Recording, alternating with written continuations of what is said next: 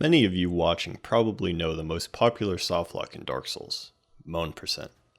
If you kill Priscilla in one hit, sometimes the game will bug out and Priscilla's deathline will play over and over.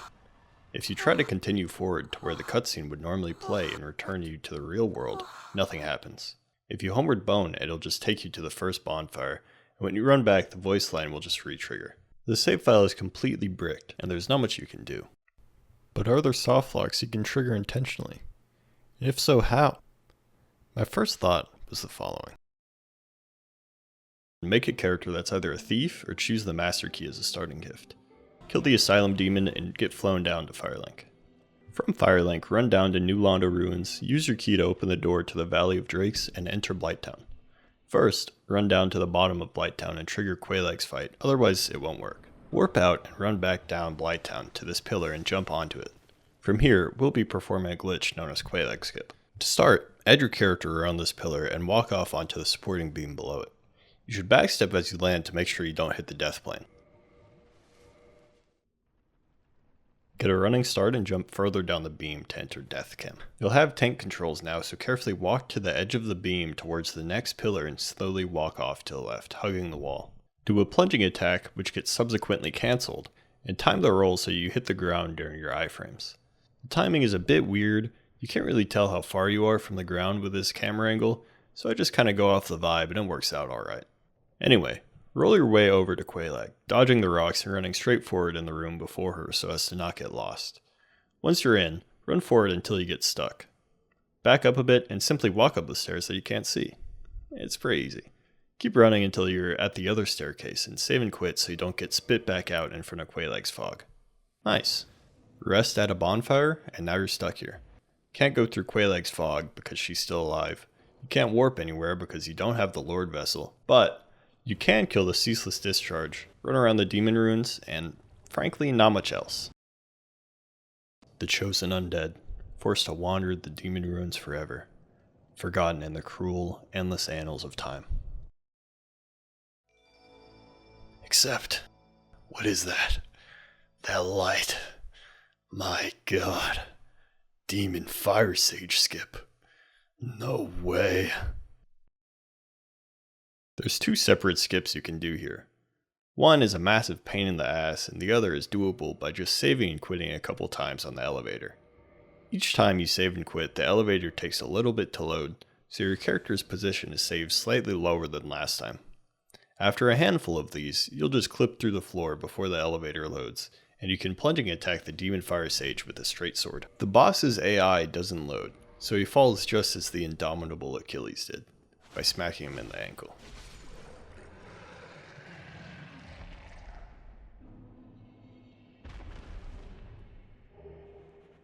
You can go fight the Centipede Demon from here and grind levels if you're so inclined.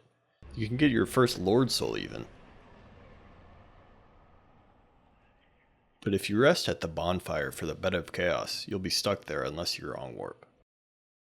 Or, if you choose, after killing the Centipede Demon, you can really brick the save by discarding the charcoal ring so your character can't survive for more than a few seconds in the lava.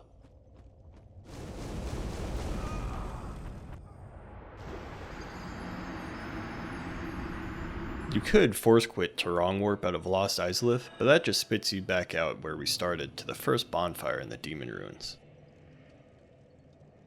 Now, the Chosen Undead is resigned to his fate, truly lost in the Demon Ruins this time, eventually completely losing his humanity. Except, he doesn't. I had this entire section written and edited when I realized I hadn't tried wrong warping while hugging Quelaag's fog. My hubris got the better of me. I focused completely on the story and lost sight of the ultimate goal. Lost sight of myself. Softlocks. Without softlocks, what is this? Nothing more than just another Dark Souls video. I was lost. Like, where could I go from here? There's no known way to skip Nito's Golden Fog.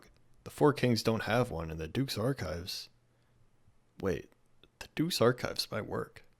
Nah, you can just wrong warp out while hugging the Golden Fog. But how about the DLC? Play through the game like normal up until Anor Londo, making sure to kill the Hydra and rescue Dusk. Ring the bells, or alternatively, do Sin Skip if you're a bad bitch. Kill the Iron Golem, and head towards the Duke's Archives once you land in Anor Londo. We'll be doing a glitch here to skip over the Golden Fog and gain access a little sooner than we should. To start, head over to this rock and jump up this wall. If you do it correctly, you'll make it on top of this mossy rock here. Slowly walk your character up to the top left of this rock, switching weapons while doing it to help a little with sliding down. If you go too high, you'll fall into the void, so don't. From here, just follow the steps on screen.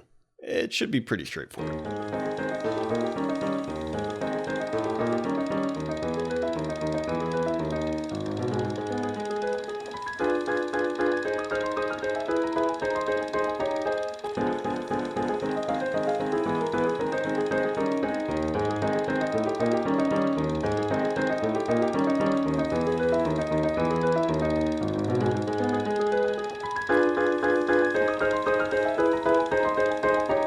Nah, I'm just kidding. Take out a bow and line up your crosshair in between these two branches. Make sure you're aiming as far down vertically as possible to reduce variance. If your crosshair is a little under the center between them, aim a little more towards the right, and if it's high, a little more to the left. Now roll forward. Move your reticle a bit to the right of this black line and roll forward again. There's this little humanity-shaped thing on the wall.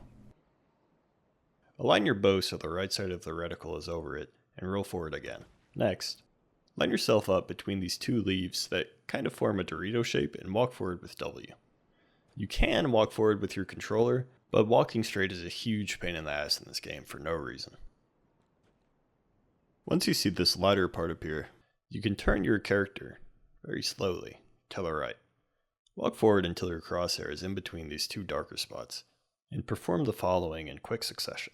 Roll forward, backstep, and roll forward again. Here, I line the left side up with this leaf that has a line similar to the crosshairs and roll again.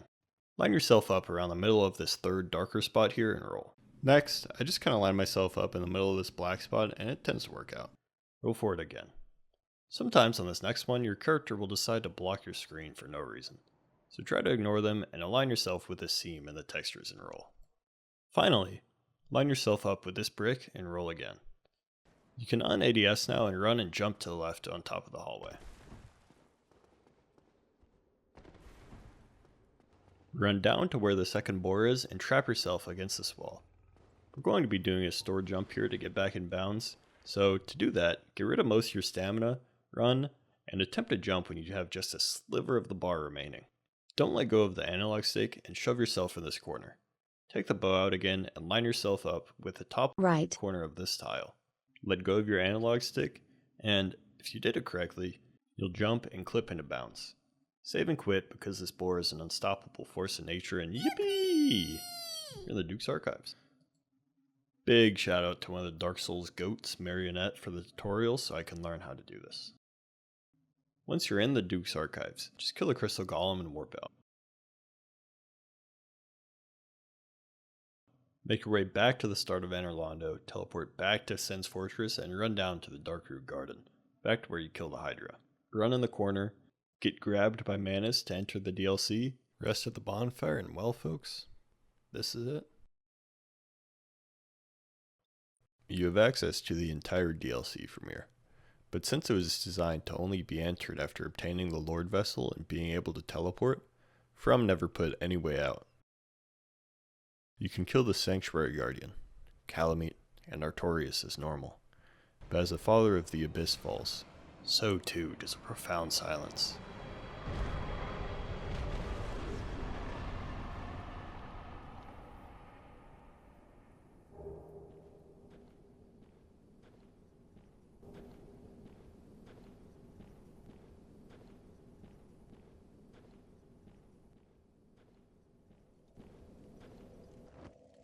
The lonely undead settles into her bonfire. Once fated to link the fire, now forgotten in the inescapable chasm of the abyss, her humanity nothing more than a vague memory.